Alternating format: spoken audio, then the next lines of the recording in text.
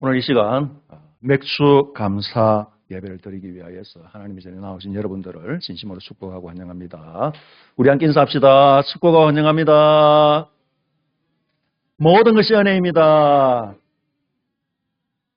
정말 우리의 고백이 모든 것이 은혜입니다 라고 매주 고백하게 되어지는데, 특별히 이제 이 맥주 감사절을 맞이하여서 정말 모든 것이 하나님의 은혜다 하는 고백을 하게 되어집니다. 주신 말씀을 통하여서 광야에서 라는 제목으로 은혜를 나누고자 합니다. 감사의 절기가 되어지면요, 감사절이 되어지면요, 목사가 그리고 설교자가 의뢰하는 설교가 있습니다. 여러분들은 비슷한 이야기를 평생을 들어오게 되어지죠. 이런 것 아닙니까? 감사해야 합니다. 그것도 범사에 감사해야 합니다. 받은 은혜를 기억해야 합니다. 그렇게 우리는 들어왔고 그렇게 고백하여 왔습니다. 우리는 이 이야기를 듣기 전에 먼저 내 마음을 가다듬게 되어집니다. 정말 하나님의 은혜가 대단한데, 하나님 은혜에 감사해야 하는데, 그런 마음이 들죠. 왜냐하면 하나님의 은혜를 알기 때문에 오늘 이 자리에 예배자로 서 있기 때문입니다. 그런데 솔직히 우리의 마음을 조금 더 깊이 살펴보면 이 말이 부담스러울 때가 훨씬 더 많은 것이죠. 감사하고 싶지 않아서 감사하지 않는 것이 아니기 때문입니다. 살아보니까 감사가 쉽지 않다라는 것을 계속해서 느끼기 때문이죠. 병원에서 안 좋은 소식을 듣게 되어집니다. 자녀 문제로 밤잠을 설치게 되어지죠. 당장 들어갈 돈을 생각하니 한숨부터 나오게 되어집니다. 겉으로는 안 그런 척 웃고 있지만 감사합니다 라고 말하고는 있지만 아무에게도 말할 수 없는 외로움과 상처 가운데 우리가 살아가고 있기 때문입니다. 그런데 그런 우리들을 향하여서 감사해야 합니다 라고 선포되어지는 이 말씀 앞에 의문을 가지게 되어지는 것이죠. 압니다. 감사해야 되는 것 압니다. 감사할 수 있는 일들이 많은 것을 알고 있습니다. 그럼에도 불구하고 마음이 편해야 감사하는 것 아닙니까? 형편이 좋아져야 감사하는 것 아닙니까? 지금 제 상황을 보면 감사할 수 없는 환경인 것을 하나님도 잘 아실걸요. 그렇게 우리의 마음은 흔들리게 되어지죠. 사실 우리가 가지고 있는 이 생각은 너무나 상식적이고 너무나 당연한 생각입니다. 감사는 아프고 썰어린 기억이 다 지나가고 난 이후에요. 풍성한 수확의 열매를 품안 가득히 안고 난 이후에요. 모든 문제가 사라지고 난 이후에 감사하는 것이 너무나 당연하기 때문입니다. 그런데 오늘 이 본문을 통하여서 하나님께서는 우리의 생각을 뒤집어 놓으시거든요. 모세는 가나안 땅에 들어가서 감사하는 것이 아니라 가나안 땅을 앞에 두고 아직도 광야길에 있는 이 이스라엘 백성들에게 감사의 이야기를 시작하고 있습니다. 하나님께서는 가나안에서 감사하는 법을 가르치시는 것이 아니라 광야에서 먼저 감사하는 법을 가르치시고 계신 것이죠. 왜냐하면 광야에서 감사하지 못하는 사람은 가나안 땅에 들어간다 하더라도 감사하지 못하기 때문입니다. 형편이 좋아서 감사하는 사람은 형편이 안 좋아지면 감사할 수 없기 때문이죠. 그러나 하나님 때문에, 하나님만으로 감사하는 사람은 광야에서도 감사하고 가나안에서도 감사하게 되어지는 것이죠. 하나님께서는 이 본문을 통하여서 너는 지금 너 인생의 자리에서 감사하고 있느냐? 가나안을 기다리며 불평하고 있는 것은 아니냐? 너는 이 광야에서 내가 베풀어 주신 은혜를 기억하고 있느냐? 라고 물으십니다.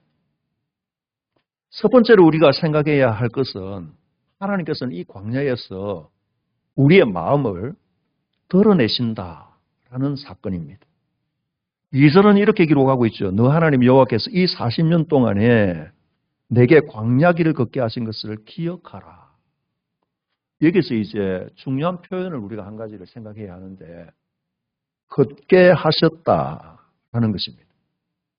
이스라엘 백성들이 걷고 싶어서 그런 것이 아니다라는 것이죠. 이 광야를 우연히 걸어가게 되어진 것도 아닙니다.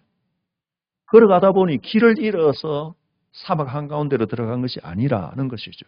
하나님께서 이곳으로 이 길로 걸어갈 수밖에 없도록 이끌어 가셨다라는 것입니다. 홍해 바다를 건너고 난 이후에 직선으로 최단거리로 가나안 땅으로 움직이게 되어지면 장정은 10일 정도, 아무리 아이들이 있고 가축대가 있다 하더라도 20일, 한 달 정도 하면 충분히 들어갈 수 있는 길인데 하나님께서는 광야길로 이끌어 가시는 것이죠. 전능하신 하나님께서 눈 깜짝할 사이에 모든 백성들을 가나안 땅으로 이주시킬 만한 능력이 있음에도 불구하고 40년 동안 광야길을 걷게 하신다라는 것입니다. 이 본문이 기록하고 있는 것은 이유를 이어서 말씀하고 있는데 이는 너를 낮추시며 너를 시험하사 너 마음이 어떠한지 그 명령을 지키는지 지키지 않는지 알려 하심이라. 여기 이제 시험이라 하는 것은 하나님께서 우리 심령에 깊은 숨어있는 모르는 것을 알아내시기 위한 시험을 하신다라는 그런 의미가 아닙니다. 하나님은 이미 다 알고 계시죠. 이 시험이라 하는 것은 나의 속 깊은 내면의 그 생각들이 하나님 앞에 드러나는 것이 아니라 우리 자신 앞에 눈에 보이는 채로 벌거벗은 것처럼 드러나게 되어지는 사건을 보여주시기 위하여서 시험하신다라는 그런 의미입니다. 평소에는요, 목사이니까 믿음이 좋은 것처럼 보이죠. 평소에는 목사이니까 기도하는 것처럼 보이죠. 하나님 의지하는 것처럼 보이죠. 우리는 적어도 하나님을 알고 있는 사람입니다. 적어도 예수님의 은혜를 알고 있는 사람이죠. 그래서 나 스스로 나는 꽤 괜찮은 신자다라고 생각할 때가 많습니다. 그런데 광야에 들었으면 비로소 알게 되어지죠. 조금만 형편이 어려워지면 불평하게 되어집니다. 조그만 일이 풀리지 아니하고 꼬이게 되어지면 낙심하게 되어지죠. 미래가 불안정하게 되어지면 하나님보다 은행을 먼저 생각하게 되어지죠. 사랑하는 성도 여러분, 광야는 새로운 죄를 만들어내는 장소가 아닙니다. 원래 내 속에 있던 모든 것들이 드러나게 되어지는 장소인 것이죠. 여러분, 우리가 아침마다 양치를 할 때 치약을 짜지 않습니까? 치약을 지그시 누르면요, 안에 있는 내용물이 밖으로 터져 나오게 되어집니다. 세게 누르면 세게 누를수록 분출하게 되어지죠. 광야가 그런 곳입니다. 우리 속에 있는 모든 것들이 밖으로 밀려 나오게 되어지는 장소입니다. 그래서 광야는 내면이 드러나게 되어지고 광야는 그래서 아픈 장소이지요. 하나님이 우리를 부끄럽게 하시려고 드러내는 것이 아니라 고치기 위하여서 드러내시는 것이죠. 우리가 중병에 걸리면 그리고 몸에 이상이 생기게 되어졌을 때에 육안으로 잘 판단이 되어지지 않고 의사가 미심쩍어 할 때에 검사하게 되어지는 장비가 있습니다. 뭐 엑스레이를 하기도 하고 요즘은 이제 MRI를 가지고 몸의 모든 부분들을 살펴보게 되어지죠. 광야가 그런 곳입니다. 우리 속의 모든 것들이 이미 하나님 앞에 드러나 있었던 그 모든 것들이 나의 눈앞에 펼쳐지게 되어지는 사건이 바로 광야에서 벌어지는 것이죠. 사랑하는 성도 여러분, 지금 광야다라고 생각되어질 그때는 하나님의 부재의 장소가 아니라 하나님께서 나를 드러내시고 있는 장소다. 나의 미천이 다 드러나는 장소다. 그렇게 우리가 생각해야 합니다. 그 광야에서 하나님께서는 이미 복을 주고 계셨다라는 것이 나의 모든 것들이 드러나게 되어지는 그 장소에서 오히려 하나님은 은혜로 우리에게 다가오신다라는 것을 기억하게 되어집니다. 3절에요. 너를 낮추시며 너를 줄게 하시며 또 너도 알지 못하며 너 조상들도 알지 못하던 만나를 내게 먹이신 것은 사람이 떡으로만 사는 것이 아니요 여호와의 입에서 나오는 모든 말씀으로 사는 줄을 너가 알게 하려 하심이니라. 본문이 강조하고 있는 것은 만나가 가나안 땅에서 내린 것이 아니라 광야에서 내렸다는 사건입니다. 물이 솟구친 곳이 광야였습니다. 구름 기둥과 불 기둥이 있었던 곳도 광야이지요. 하나님의 공급은 가나안 땅에 들어감으로부터 시작되어지는 것이 아니라 광야 한복판에서 시작되어지고 있었던 것이죠. 그럼에도 불구하고 이스라엘 백성들은 늘 없다라고 불평하였던 것을 우리는 성경을 통하여 잘 알고 있습니다. 실질적으로 그 광야에서 없었던 적은 단 한 분도 없습니다. 없었던 것은 단 한 가지도 없었습니다. 배고플 때에 만나와 메추라기가 있었고 목마를 때에 물이 있었고 더울 때에 구름 기둥이 있었고 어두울 때에 불 기둥이 있었습니다. 그들은 늘 보면서도 늘 익숙해 하면서도 그것이 하나님의 은혜인 줄, 하나님의 이끄심인 줄을 모르고 살아가는 것이죠. 그들은 보지 못했을 뿐이고 하나님의 공급은 지속적으로 이어졌다라는 것입니다. 40년 동안 멈춘 적이 없으신 것이죠. 한번 그 당시를 우리가 생각해 보면요. 이스라엘 백성들은 매일 아침에 눈을 뜨면 만나를 보게 되어집니다. 처음에 그들이 보았을 때 도대체 이것이 무엇인가 라며 신기해하였습니다. 꿀 섞은 과자 같았다. 도저히 이제 인간의 언어로 표현할 수 없기 때문에 가장 꿀이 다니까 달다라는 것을 표현하는 것이죠. 과자. 너무 맛있으니까 과자라는 표현을 하게 되어지는 것이죠. 상상할 수 없는 천상의 맛. 그것을 맛보면서 정말 하나님 은혜 감사합니다. 감사합니다. 그런데 그것이 매일 반복되어지는 것이죠. 40년 동안 하루도 어김없이 어느 순간에 너무나 당연한 것 되어져 버렸습니다. 여러분 사람은 참 이상합니다. 처음에 너무나 감사하였는데요. 그것이 반복되어지면 그것이 감사하다라는 생각을 하는 것이 아니라 불평의 시작이 되어지는 것이죠. 그래서 백성들은 그렇게 말합니다. 이 만나가 지겹다. 이 하찮은 음식을 도대체 우리가 언제까지 먹어야 되느냐. 우리가 이 음식을 싫어한다. 어쩌면은 그들의 마음과 우리의 마음이 일치되어지는 것 같습니다. 그런데 너무나 놀라운 사실은 그렇게 불평하고 원망하는데요. 하나님께서는 그 다음날 아침에 또 만나를 주시는 것이죠. 하나님의 은혜가 우리가 감사할 때만 주어졌다면 우리는 지금 이 세상을 살 수 없을 만큼 만신창이가 되어졌을 것입니다. 감사, 그것이 우리가 하든 하지 않든에 상관이 없이 감사하지 않는 순간에 불평하고 원망하는 그 순간에 하나님의 은혜가 지속적으로 우리들에게 주어지고 있다라는 것입니다. 우리의 믿음이 좋을 때나 우리의 믿음이 흔들릴 때나 우리가 하나님을 붙들 때나 우리가 하나님을 외면할 때나 늘 변함없이 하나님은 우리에게 그런 은혜를 베풀어 주셨죠. 여러분 우리의 인생이 그렇지 않습니까? 늘 기도해야 되는데 기도도 제대로 하지 못하고 원망하고 불평했던 날들이 손에 꼽을 수도 없을 만큼 많은 것이죠.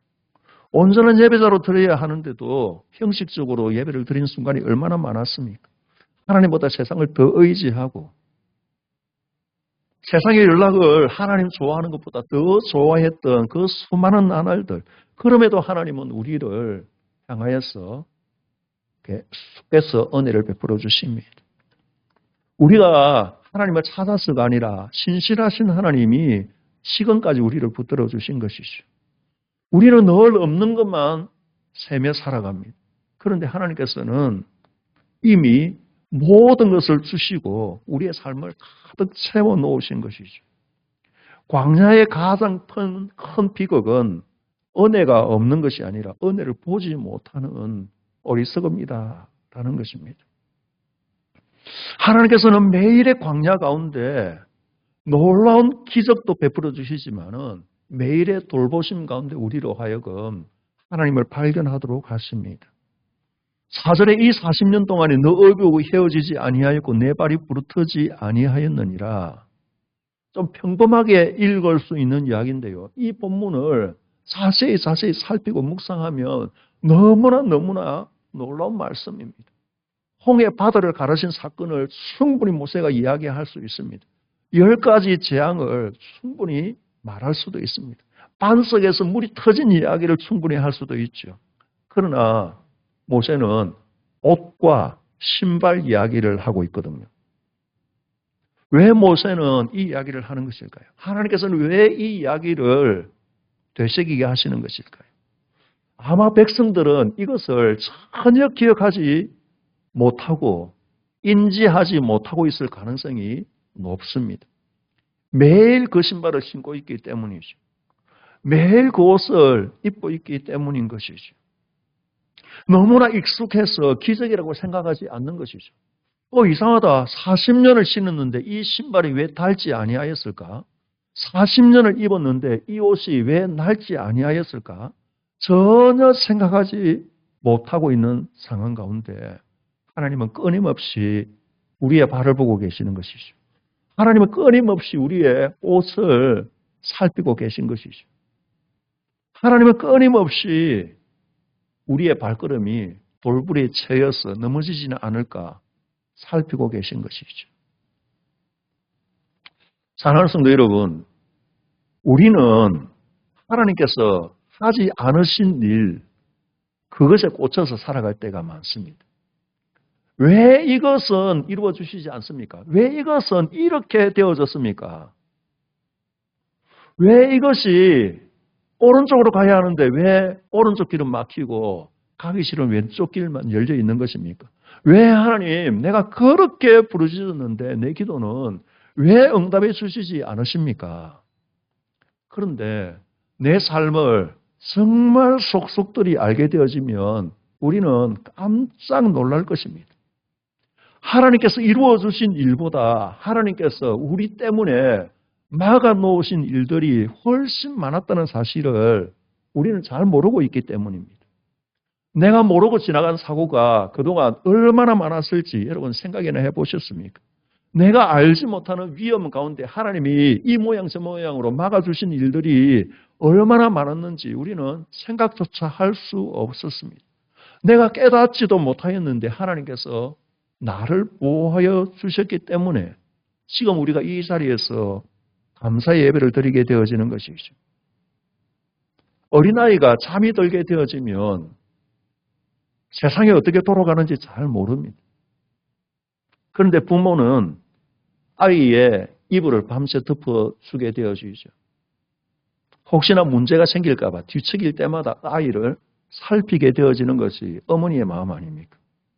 하나님은 우리가 알지 못하는 사이에 그렇게 우리를 덮어주고 계신 것이죠.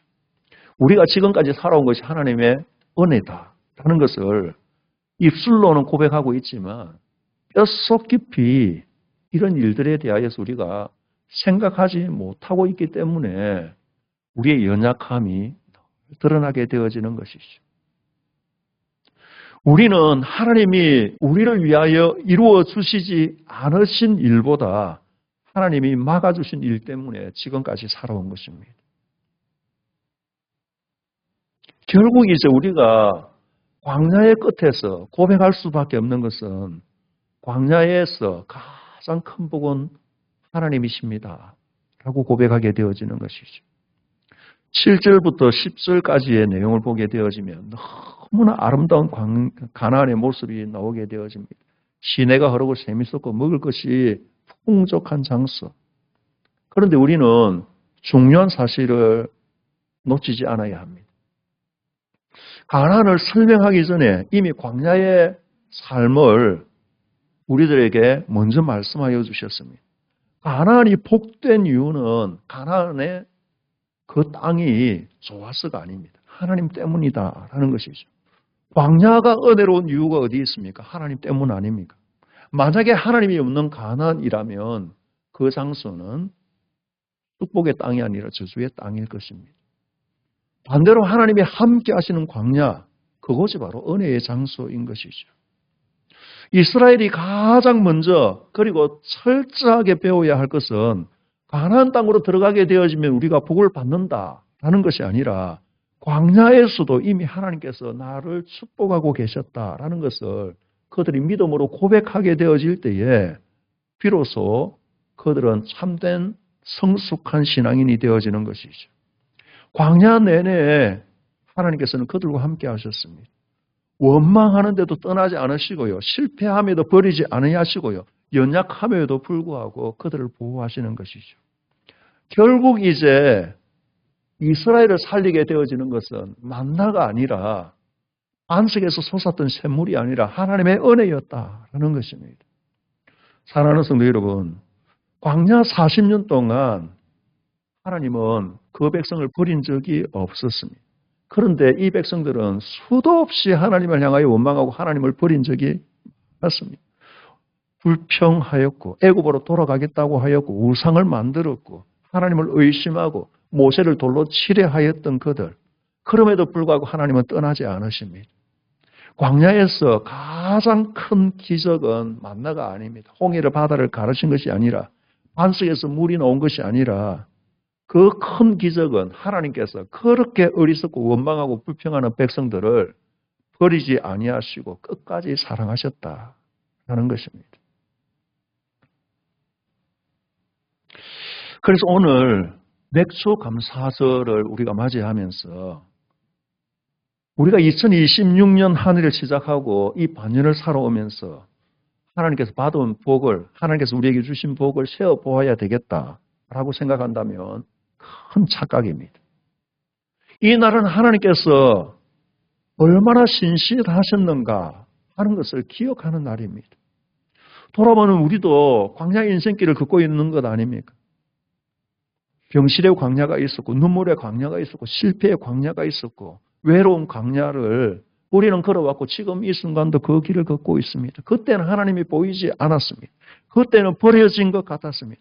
그때는 왜 이 길을 하나님께서 가도록 하시는지 잘 몰랐습니다.